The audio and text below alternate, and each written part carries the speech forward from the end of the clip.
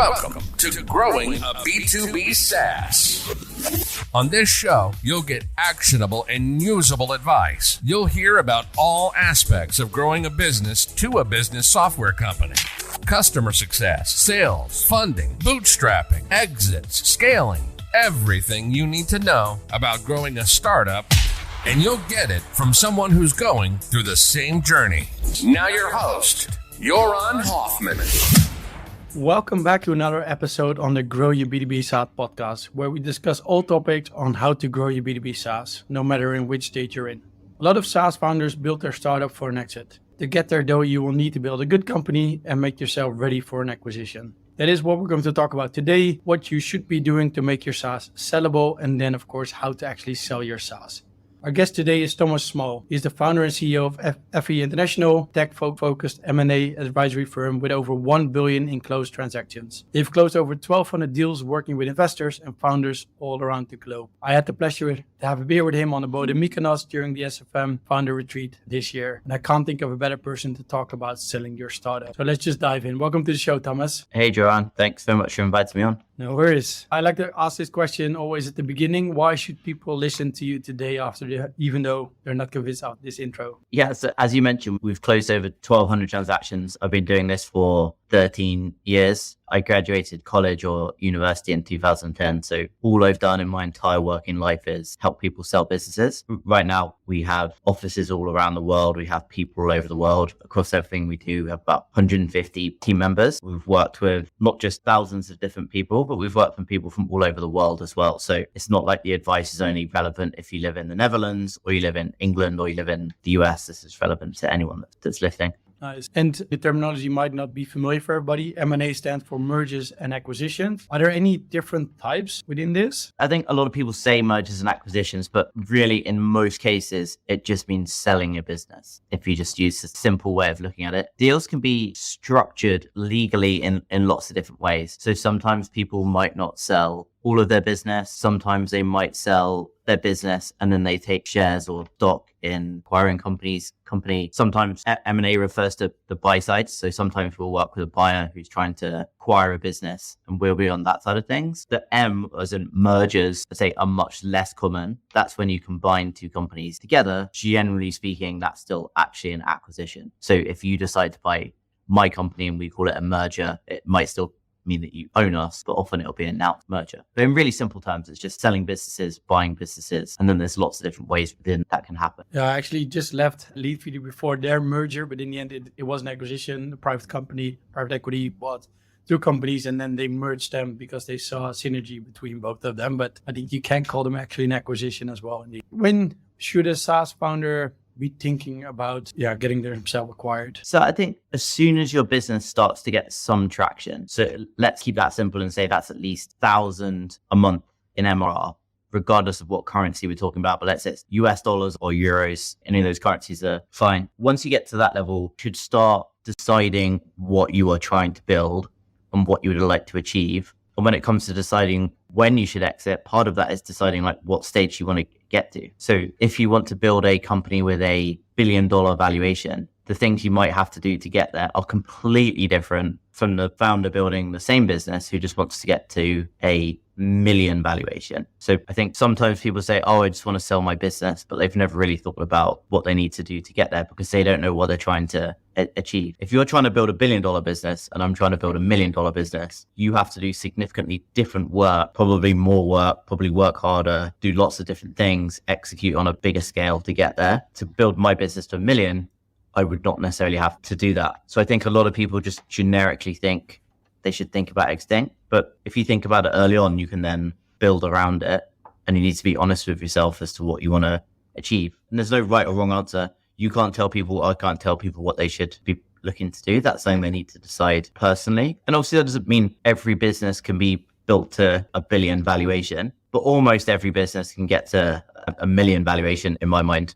We've seen tens of thousands of businesses a year, and it always amazes me what businesses get to that level and that size, things that you would never even heard of before.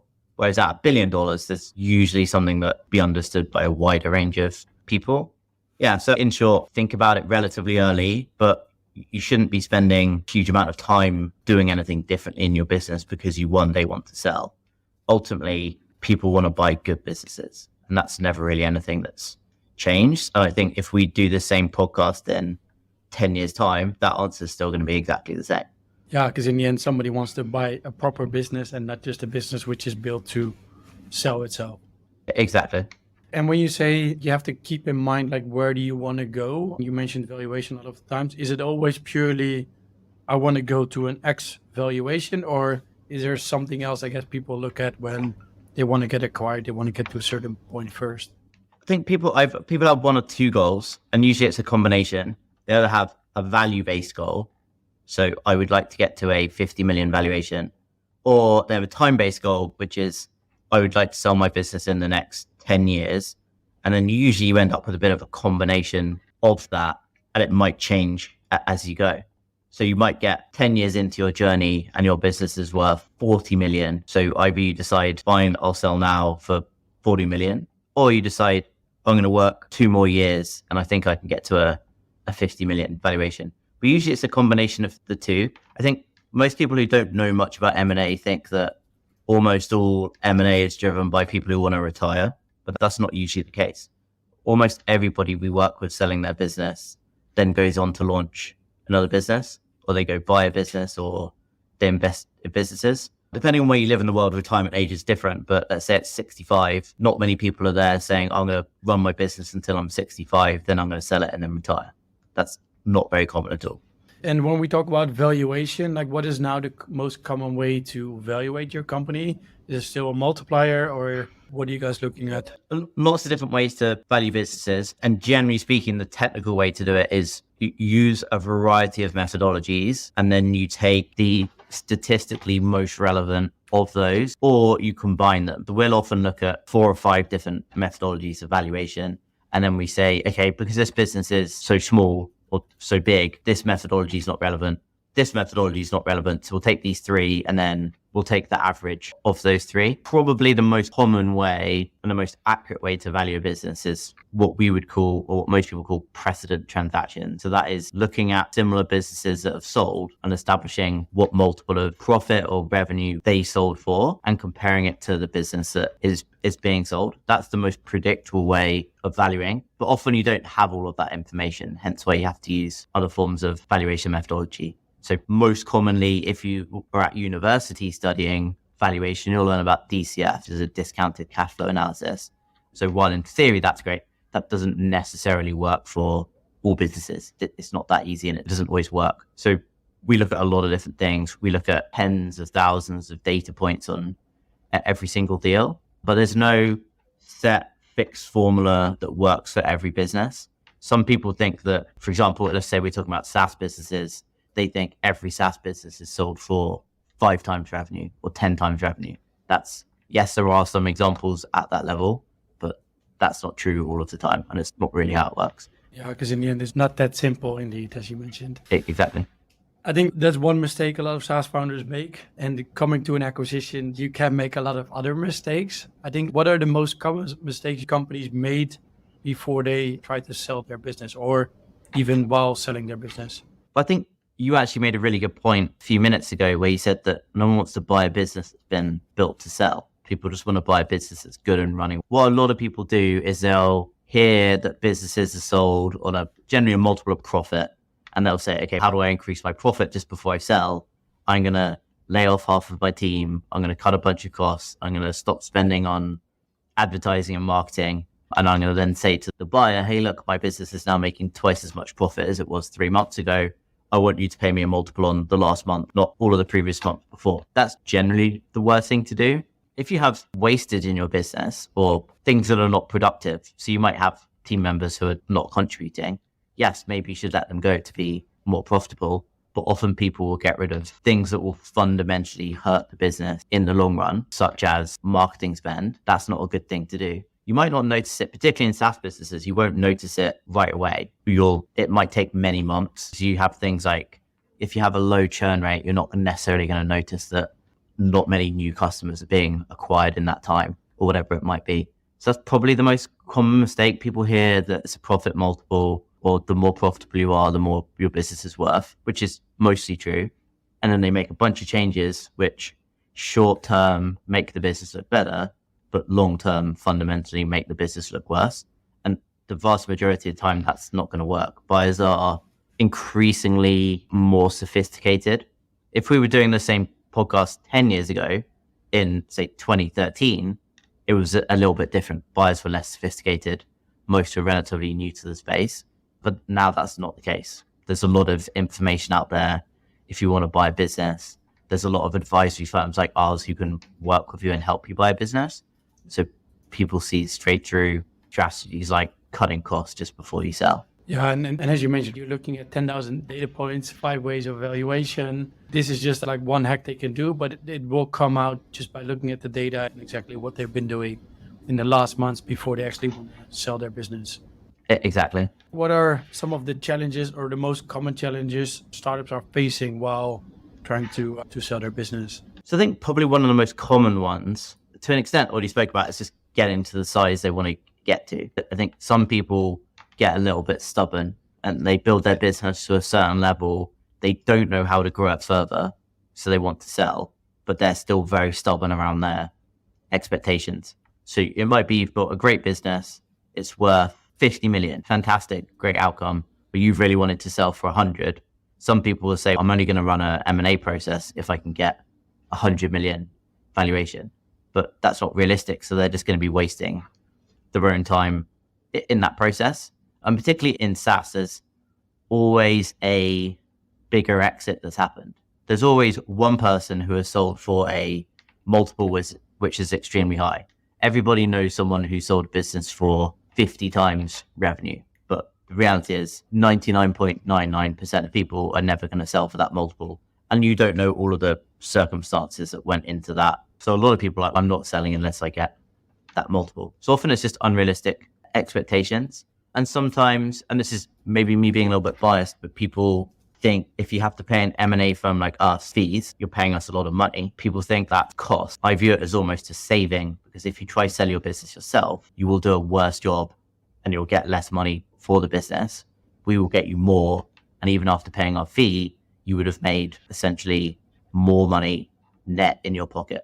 So a lot of people try save costs, but try save costs in the wrong area. Similar to nobody running a business does their own accounting, or almost nobody does their own accounting. And almost everybody knows you should not do your own accounting. Exactly the same with law. You hire a lawyer or you hire an attorney to do your legal work. You don't do that yourself. It's exactly the same with an M&A firm. People try to save money, do it themselves, but usually that's not going to come to a good outcome. Yeah, because in the end, you're making sure you speak the same language as the buyers. And then also, of course, you make sure you're going to get the highest return for them. So in the end, you have their interest in mind. Yeah, exactly.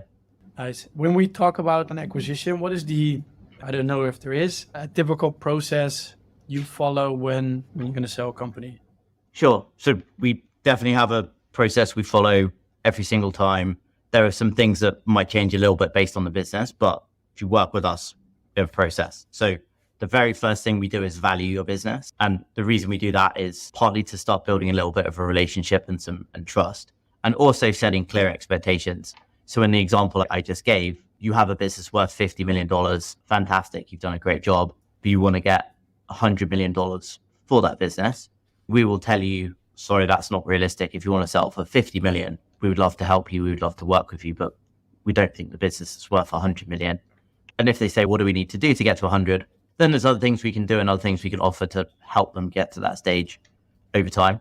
But assuming they're happy with the valuation, we sign an engagement letter, which essentially says that we're representing them throughout the process. We then go through quite a detailed discovery process where we learn a lot about the business and do whatever we can to understand your business as well as you do. We put together what's called a SIM, so a confidential information memorandum or a prospectus. There's lots of different terminologies for it, but that's essentially what we're doing. So we learn about your business, we put together information on your financials, operations, everything we can learn about it. And then from there, we will reach out to a variety of buyers. So there's lots of different buyers we'll speak to in a process. We'll reach out to strategic buyers. We'll reach out to financial buyers. We'll reach out to individuals, we'll reach out to public companies. Depending on the business, we'll reach out to generally thousands and thousands of different buyers. And then depending on, this is where the process changes a little bit depending on the size of the business. We then run a bidding process where there's a window of time, which is usually say 1 month, where offers have to be made by buyers. And then generally run a second round of bidding where, let's say we get 10 offers in the first round.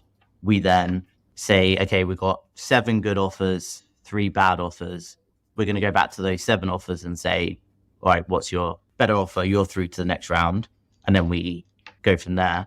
And then hopefully we end up with one final offer, which is accepted. We've run a process. We valued your business at $50 million. The best offer comes in at 55. Great. Exceeded expectations. You're hopefully going to be very happy, accept that offer. Then we go through a due diligence period. The due diligence period does depend a little bit on the size and complexity of the business.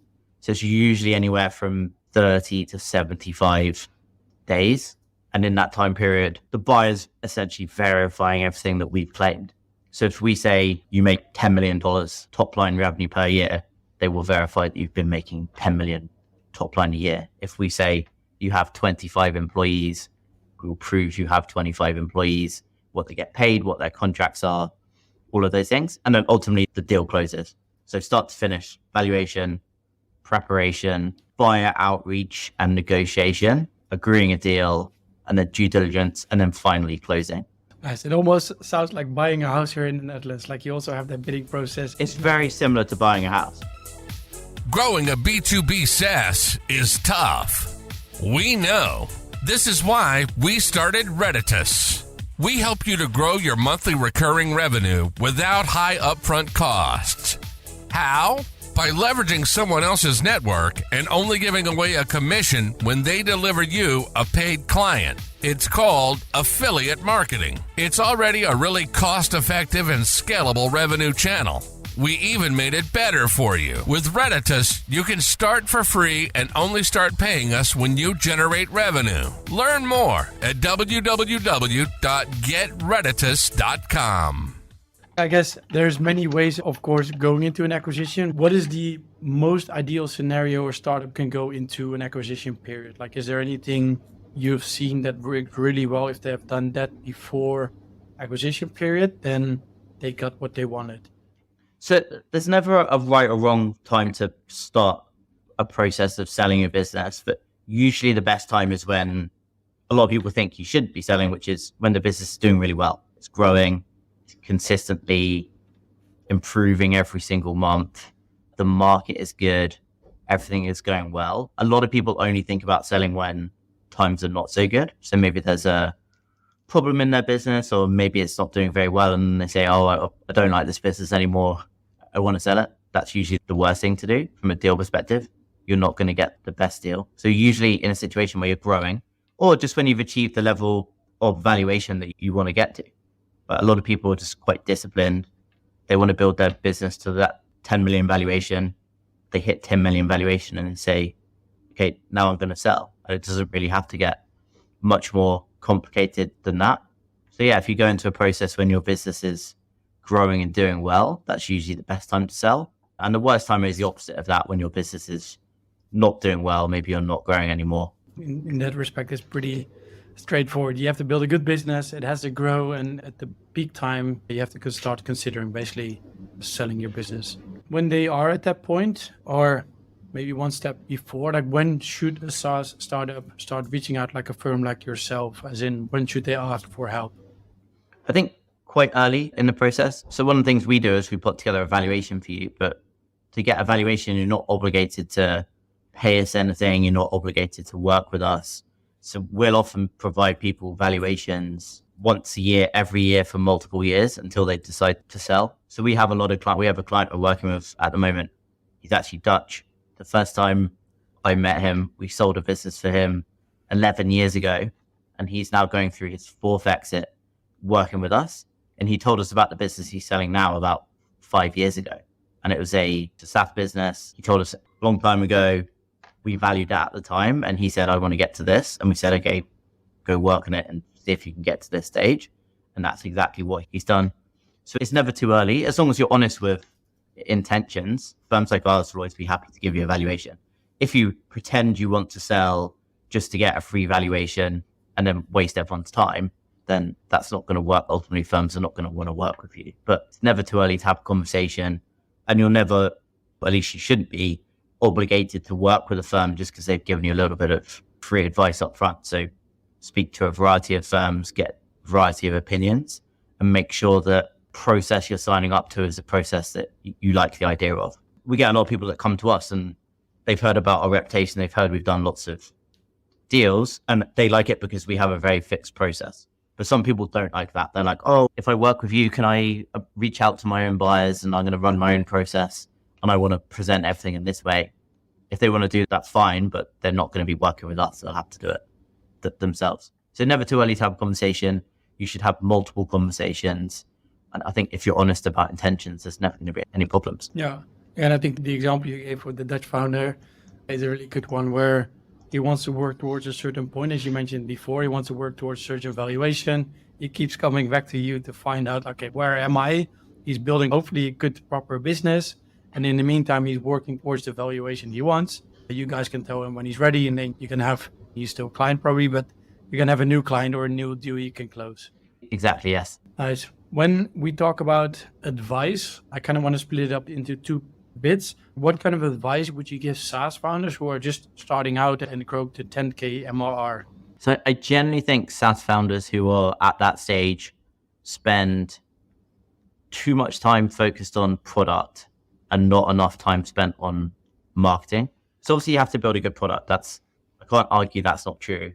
But many people spend all of their time, they spend 100% of their time on product and basically no time on marketing. And then they say, oh, I haven't made any money yet. I'm still at $2,000 MRR and they've been working on it for 12 years because they haven't done any marketing. So I think early stage, you need to balance it. So I don't know if there's a perfect percentage, but I think you need to be spending at least 30% of your time marketing. It's impossible to build a business if people don't buy your product, and people will not buy your product if you don't do any marketing. Unless you already have an existing audience that you've built somewhere else, so you've built before, but that's a little bit different. If you're starting from zero, your only option is to get out there and tell people about the business. And there's no one marketing channel that everyone must work on. It really depends on your business, but I think it's important to focus early on a few. So maybe 2 or 3, up to 5 marketing channels that work. So you're focused, but a little bit diversified and making sure that you are trying a range of different things. The worst thing is to start out and you hear this and you say, okay, Thomas said I need to do marketing. So you go try 50 different things. That's probably not a good idea if you're at that level. You should try a few, get them to work, and then hopefully continue to focus on growing those channels. Exactly. Choose a channel or choose a couple of channels and focus on that. Because nowadays you can be present everywhere on Instagram threads, on Twitter, LinkedIn. Exactly. Quora. So pick one. And maybe this is a big assumption I'm going to make, but this is a problem a lot of technical founders have. Always, it's usually technical founders. But I'd say the majority of people launching SaaS companies themselves or without outside funding tend to be technical. It's quite uncommon for someone who is a marketer by background to build a SaaS product. Developers will build a SaaS product and then they don't know how to market it. That's usually the problem. And the ones who succeed are the ones who figure out how to do marketing and do sales. When we move past the 10K monthly recurring revenue, what kind of advice would you give somebody? It is a big step, but growing to 10 million ARR? So I think the key things to grow to 10 million ARR, and we got that a number of years ago now, but I think the biggest challenges are focusing on metrics like churn. If your churn is extremely high, it doesn't mean it's impossible. You can grow to $10,000 a month with churn at essentially any level. There's lots of different ways you can get to that level. But to get to 10 million, so almost $1 million a month, you have to focus on churn. You have to focus on retention. And I think the best way to do that is early in the funnel. So focus on onboarding. Too many people completely ignore onboarding. They spend all their time doing marketing because they just listened to my point from the last section. They spend no time on onboarding. So you have all these customers potentially coming in and they're doing free trials. If you have a free trial and they're never signing up for a paid plan because they don't understand the product, or maybe your free trial gives away too much, or maybe it's just confusing. So don't focus enough on onboarding. If you can fix onboarding, generally that helps with churn. People stay around if they're fundamentally actually using your product. People are always going to churn if they don't know how to use your product or don't get set up properly. And then Number two, and this is the same for any business really scaling beyond 10 million in revenue, you have to learn how to manage people and build a team. You can get to $1 million a year revenue with no team or a very small team. And I see it all the time. People who have a team of 2 plus themselves, you can get to $1 million. But I don't know if it's impossible, but it's close to impossible to get to 10 million without building a team and learning to manage. That's definitely not saying I'm not an expert at managing. Yes, we have 150 people, but I'm not the world's best CEO or anything like that. You'll constantly be learning. But I think you need to be willing to hire people, willing to delegate tasks, whether they're full-time employees or whether they're freelancers or contractors. That's what you need to do. And they need to take over parts of the process. If you have a marketing channel, so we spoke about Instagram, Threads, Twitter, TikTok, all of those different channels, maybe you can hire someone that helps with that. Yes, you might still need to be involved. For example, with your podcast, at the moment, you might be doing all the production yourself, but if you want to grow, you might hire someone full-time who's your podcast producer, and then you hire someone who's going to also do the marketing, and then you hire someone to make sure you're doing social media well, or it's being emailed out to your email list and your audience. So you hire people for all the different stages as you go. And I always think it's important, particularly on the way to 10 million, is figuring out what you're good at. And you probably still need to do that. I still work within my own business today. I still essentially have a job, but I work on the things I'm good at. And I definitely do not do the things I'm not good at. Get out of the way of people who are better at their job than you are. That's really the only way to grow to 10 million. And if you ask exactly the same question, how do you get to 50 million or how do you get to 100 million? It's exactly the same again. The only real difference is you need to learn to manage it. On your way to 10 million, you just need to learn to manage people. Once you get beyond that level, I spend almost all of my time speaking to managers. I don't literally manage 150 people. I'm responsible for 150, but it's actually the managers within the team, the senior people that I spend all of my time working and speaking to. Yeah, nice. Maybe to make 2 references to 2 other podcasts. We did one with Mike Dry in season 1 regarding CS, where we definitely talked about churn and onboarding. And then our previous podcast with Mats is regarding building culture, which he does in a really great way. So definitely listen to that as well. And I like the point you make, as in the next step is managing the manager. So I might create a podcast on that, but there's probably not that many SaaS founders listening to this podcast who are really at that stage right now already. We're coming to the end. Is there one thing you wish you knew 10 years ago? So something you know right now, you said, I wish I knew this 10 years ago. I think the biggest thing, particularly if you're very early on, is it's very easy, particularly now with social media and all the great information out there. So when I was starting out, podcasts like yours didn't exist. You couldn't get good information that easily. You had to figure it out. Now, if you start a business, there's this constant, almost like social pressure of seeing other people doing really well. But the reality is, if you speak to almost anybody, and I'm very fortunate to have a peer group of founders in the, say, 10 to 100 million revenue range, almost all of them will say it took 10 years. It takes a long time to get to that level. And if it took faster than 10 years, they probably did not start from zero. So maybe they had a corporate job or some sort of experience or a previous business they had run in a similar industry. For almost everyone, it takes 10 years. I think a lot of people starting out give up too early. So and we see it all the time, people who are very early stage, like friends who want to start businesses, and that they give up in 6 months. You'll probably make almost nothing in your first 2 years. That's really common. It's the same for any business. For my first 2 years of running Epi International, I could just about pay my rent in a very small apartment. And that was essentially all I could afford. And then I think after 10 years, that's where most people get to that 8 or 9 figure revenue range. But it definitely takes a long time, and you have to be patient, and you have to not ignore what other people are doing, but often on social media, particularly, it's like everybody lies. But a lot of people will just give the highlights. They'll just give it was like really easy. Look where we are now. But a lot of people will either be lying or just giving a slightly misleading story. So be patient. It takes time. Almost everyone I know who's got to that 8-figure level has taken 10 years. I have very few exceptions to that rule. Yeah, and I think also when you actually talk to SaaS founders who look successful on LinkedIn, for example, I'm present a lot on LinkedIn. We do this podcast, we share a lot, but in the end, I'm having no salary, I think for almost 1.5 years already. So hoping to get to that 2 years where I can finally get some salary out of the company.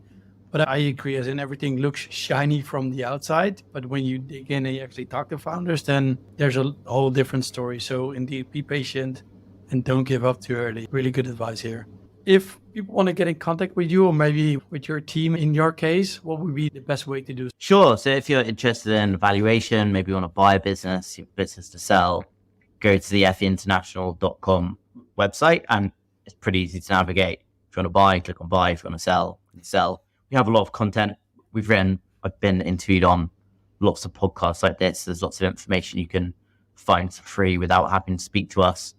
Pretty active on most social media channels, like you mentioned, like LinkedIn, Twitter. You can find us on most channels, but feel free to reach out. Always happy to help or point you in the right direction or inquire through the website. I'm more than happy to work with you. All right, so we're gonna link your LinkedIn profile in the show notes so people can find you and then they can reach out to you. And of course, the website's gonna be there in info. Thanks again for coming onto the show, Thomas, and sharing your knowledge today. Yeah, thanks so much, Joanne. Take care. Cheers. Thanks. You've been listening to Growing a B2B SaaS. Joran has been ahead of customer success before founding his own startup. He's experiencing the same journey you are. We hope you've gotten some actionable advice from the show. And we hope you had fun along the way. We know we did. Make sure to like, rate, and review the podcast in the meantime. To find out more and to hook up with us on our social media sites, go to www.getredditous.com. See you next time on Growing a B2B SaaS.